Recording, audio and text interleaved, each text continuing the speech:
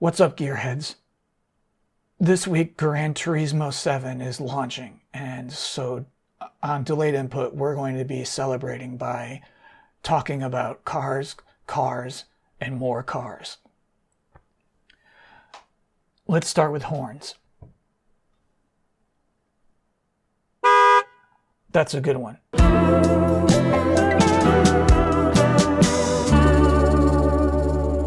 A funny thing happened on Sunday. Pokemon announced a new Pokemon game. Now this is a big deal actually, because the Pokemon game that came out late last year and the Pokemon game that came out 5 weeks ago are not new generational Pokemon games. The Pokemon game that was just announced, Pokemon Scarlet and Pokemon Violet, is a new Pokemon generation. The 9th Pokemon generation. And I have to tell you, I feel weird about caring about any of this at all. Because we're adults. You and I. We like tobacco and sex and taxes. What are we doing talking about Pokemon games still? And it's like, I feel like I'm walking into an 8-year-old's birthday party and criticizing the clothes they all wear. I feel like I'm writing a blog post about how the eyes aren't right in the CG Dora the Explorer. I mean, they're not right, but nobody needs to point that out. That's for children.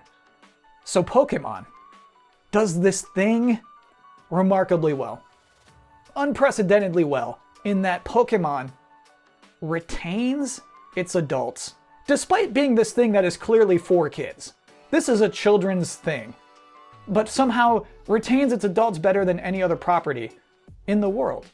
And I don't think it's any one particular thing. I made a list of the reasons why I think Pokemon retains adults. 1, each generation has just enough old, just enough new. Somehow they manage that perfect balance, that lethal cocktail of nostalgia and new shit. 2, a few subtly horny NPCs. 3, the story is always dumb, but it never demands all your valuable adult attention. So playing through Horizon Forbidden West, there were some moments when the story is at its most sincere. I said, wait, is this for teens? What is this? And so I think that in some cases, steering just to simple and dumb can be the safest decision. And finally, Pokemon's social foundation plays well to our socially hungry era. So you know Pokemon from the start has always been designed to be a social game. If you're a person who wants to complete your Pokedex, if you want to catch them all, you will need a link cable and a friend, 2 friends who have the game as well. But you don't just need that, you need communication, friendship, and trust, right? Look, there's 3 different Eevee evolutions. You only get 1 Eevee in your game. If somebody picks the wrong Eevee, you're all screwed. If somebody evolves their Ivysaur before trading it to you, you've lost your shot at completing that Pokedex. And I think those things play into why adults like the game today, not for finding friends and trusting them to catch them all. You can't trust adults. But those systems, having the multiple versions, having your choice between 3 starters, that serves to generate opinions. Because adults on the internet communicate almost exclusively through opinions. Like sometimes we share stories and images and facts, but I think for the most part, from what I just observe and soak in, it's just an ocean of opinions. Just like our personalities are just derived from a list of the things we like and dislike. And so this week Pokemon said, here are 3 still images. There's a grass Pokemon, fire Pokemon, and a water Pokemon. You get this, right? Here's what their names are. Here's what their specific heights are. Now, generate opinions. Which one you want? Which one you hate? Now generate art. Make a video, watch a video, comment on a video. And this works every single time. That's all they needed to do. They didn't need more than those 3 images. In fact, the trailer is more about, hey, we're finally going open world, baby. But that's not what the conversation is about. The conversation is about these 3 PNGs.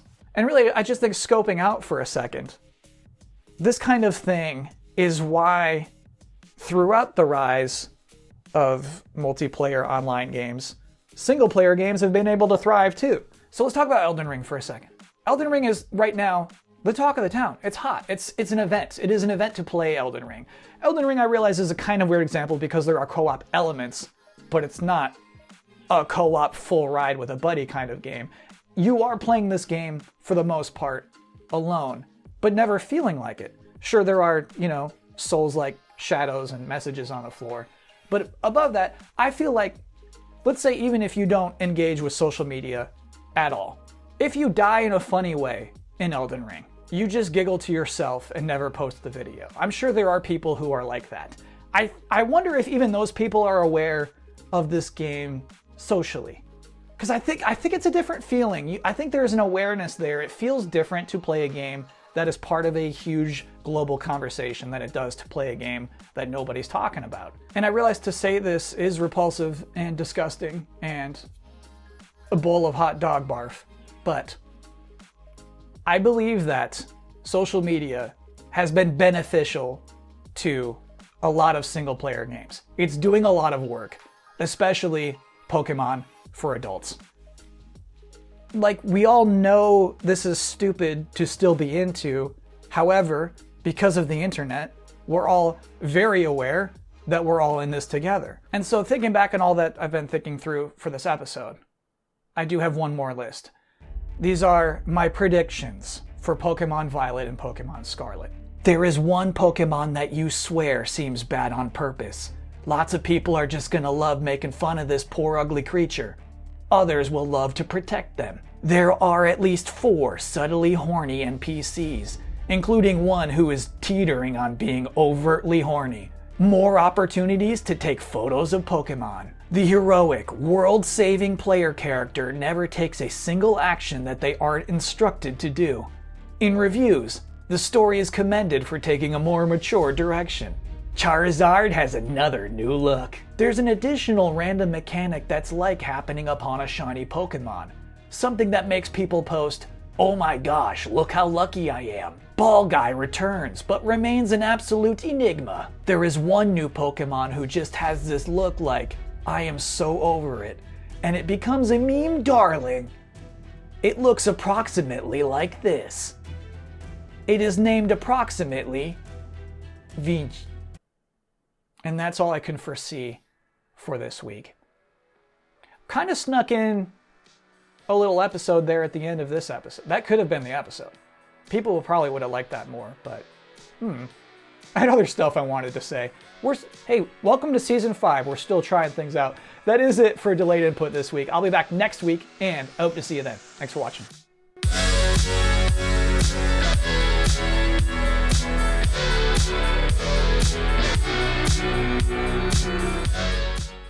So one thing I realized as I was typing out the script is that there is visually no distinction between hot dog barf and hot dog barf.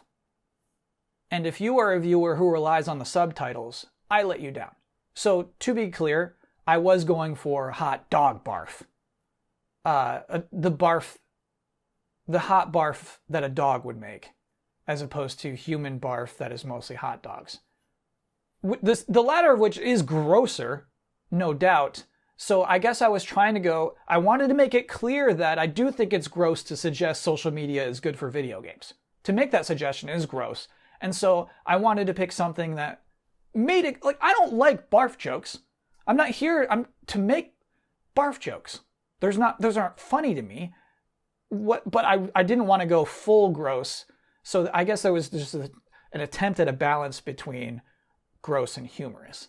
Because you might say, Kyle, I don't believe you. You wanted me to laugh at hot dog barf.